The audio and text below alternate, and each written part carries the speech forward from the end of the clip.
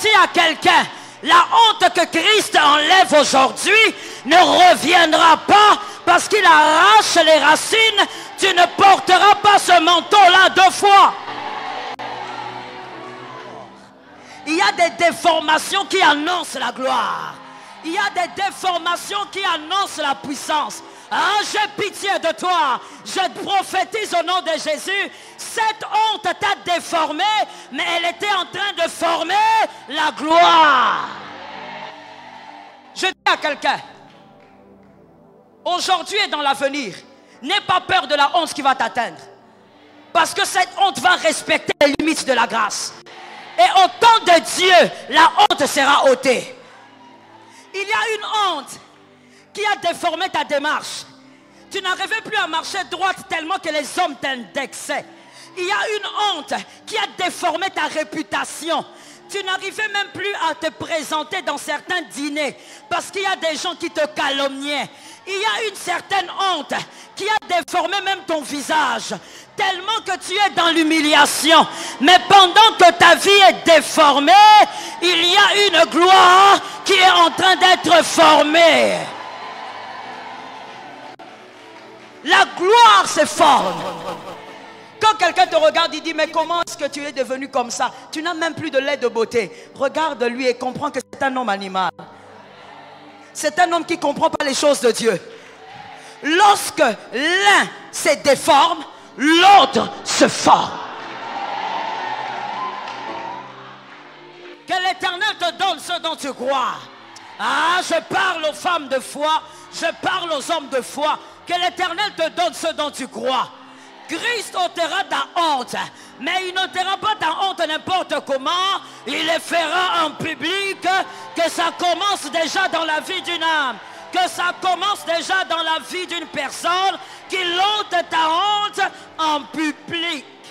Celui qui ôte ta honte, c'est Christ. C'est le Christ. C'est pas que Jésus, parce que Jésus-Christ, c'est un seul homme, mais dans 2 dimensions. Jésus est une dimension et le Christ, c'est une autre dimension dans un seul homme.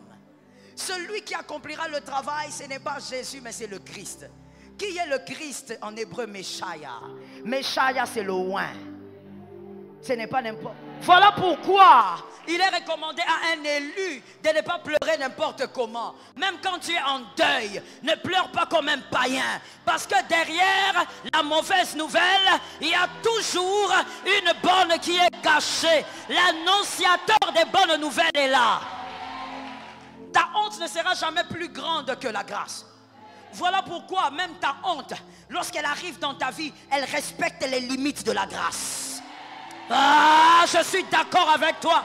Ta honte respecte les limites de la grâce. Que quelqu'un dise, ma honte va respecter les limites. C'est-à-dire, la grâce ne permettra pas que malgré ta honte, tu sois écrasé, tu disparaisses, tu meurs. La grâce va respecter ses clauses. La honte n'ira pas au-delà des limites de la grâce.